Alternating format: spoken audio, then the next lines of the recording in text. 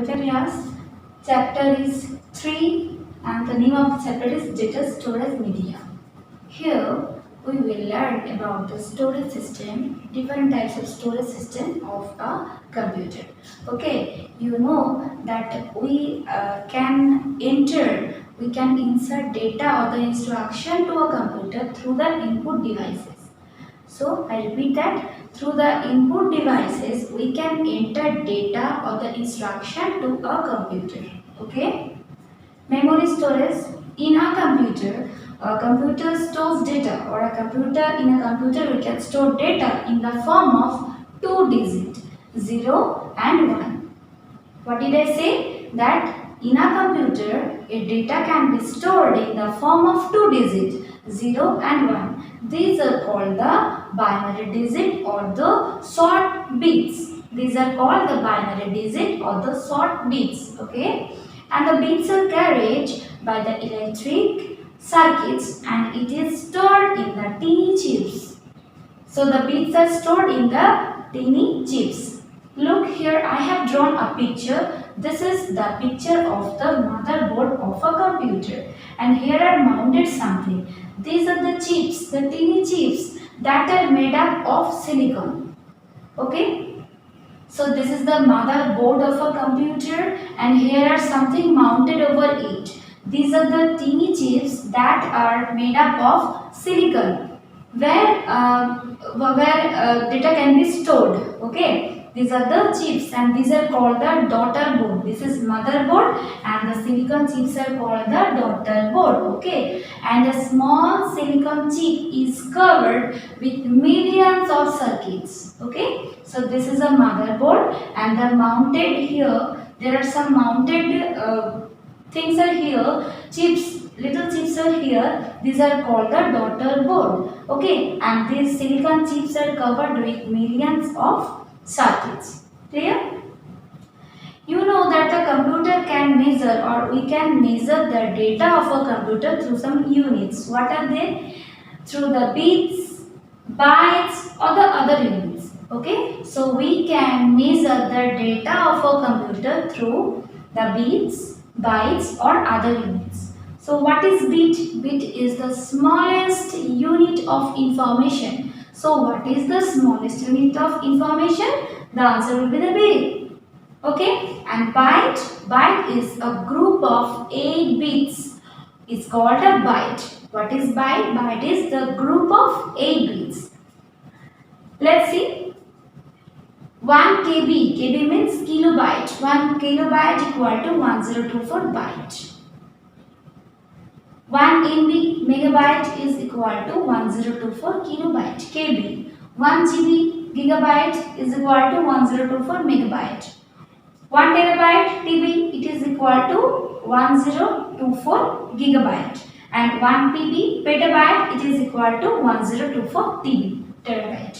Okay. So a computer memory is stored in the form of bits and bytes. Okay. Bits is the smallest unit of information and 8 bits is equal to 1 byte.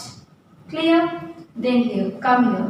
Memory. Here is a discussion about the memory. You know memory?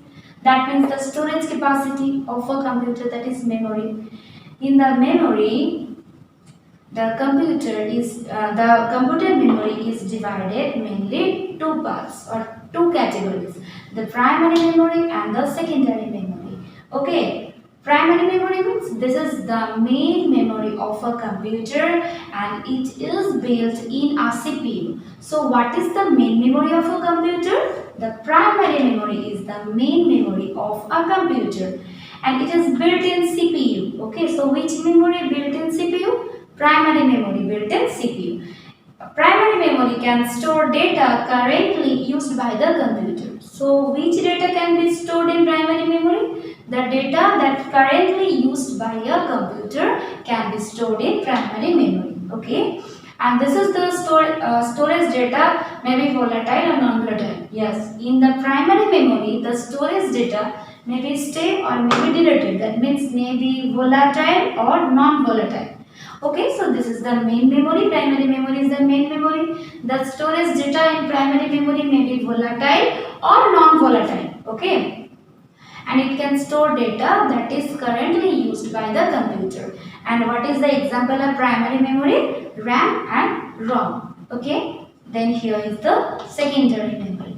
Secondary memory, this is the memory that can store data for a longer period of time. That means the memory will not be volatile or non-volatile. It is long. It can stay here. It can store here for longer period of time. Okay, and we can store large amount of data inside of the secondary memory. So I repeat that primary memory is the main memory, and it is built in CPU, and the storage data inside of this primary memory may be volatile or non-volatile.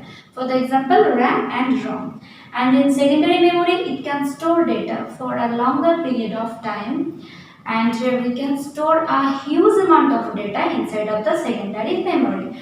For the example, CD, DVD, pen drive, hard disk, etc. All of these are the examples of secondary memory. So now we will discuss primary memory in detail. Primary memory, you know, this is the main memory of the computer, and primary memory is subdivided into two, ROM and RAM. I repeat, primary memory is subdivided into two, ROM and RAM. ROM means read only memory. Read only memory. It can keep the data permanently, and the data stored in ROM, it is non-volatile in nature. That means when the electric goes off suddenly, when we are working in a computer, the data will we can find the data after coming the electricity. Okay, so this is the non-volatile, or the ROM is non-volatile in nature. And it is also subdivided into three, PROM, PROM, PROM, EEPROM and EEPROM. PROM, it stands for the programmable read-only memory. EEPROM, erasable, programmable, read-only memory. And EEPROM, it is electrically erasable, programmable, read-only memory. Okay, these are the subdivisions or subdivision of the ROM.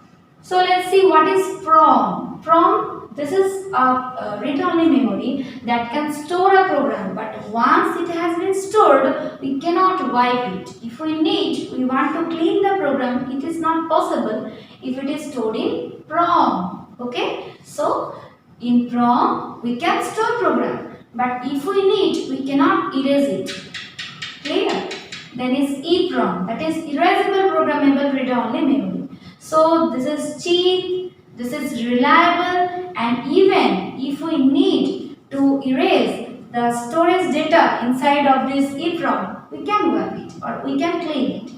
So it is cheap, reliable, and even we can erase data stored here if we need by UV light. Okay, so how can we remove the data, or how can we erase the data inside of EEPROM? We can erase data with the help of UV light that is stored in EEPROM. Okay, EEPROM. EEPROM means electrically erasable, programmable, random read only memory. Electrically erasable, programmable, read only memory. So here also we can erase the data that is stored inside of this EEPROM, but with the help of electrical signals. Here it is mentioned that electrically. Okay, so these three are the parts of the ROM, or the division of the ROM. ROM is read-only memory, and it is non-volatile in nature. It can keep data permanently. EEPROM means where we can store data, but it is not possible to clean the storage data if we need. EEPROM, that is erasable programmable read-only memory. That's why if we need, it is cheap and it is reliable. If we need, we can erase or we can clean the data stored inside of this EEPROM with the help of UV light. Okay. EEPROM, this is the electrically erasable, programmable, read-only memory, we can also erase the data or remove the data that is stored in EEPROM with the help of electrical signals. Okay. Then RAM. ROM and RAM, these are the two subdivisions of primary memory. ROM has done, now it's time to RAM. RAM stands for the random access memory. Random access memory, and it is the memory where we can store data in the form of electrical signal. Okay, and the data stored in RAM, it is volatile in nature. That means if the power goes or the electric goes, the data stored in here will lost. Okay, and it is small in size and very little amount of data can be stored in RAM. I repeat, RAM stands for random access memory. It is small in size and very little amount of data can be stored here in RAM. And the memory is stored in the, and here in RAM, memory is stored in the form of electric signal, and it is volatile in nature. Okay, so these are RAM and ROM. These are the two subdivisions of primary memory.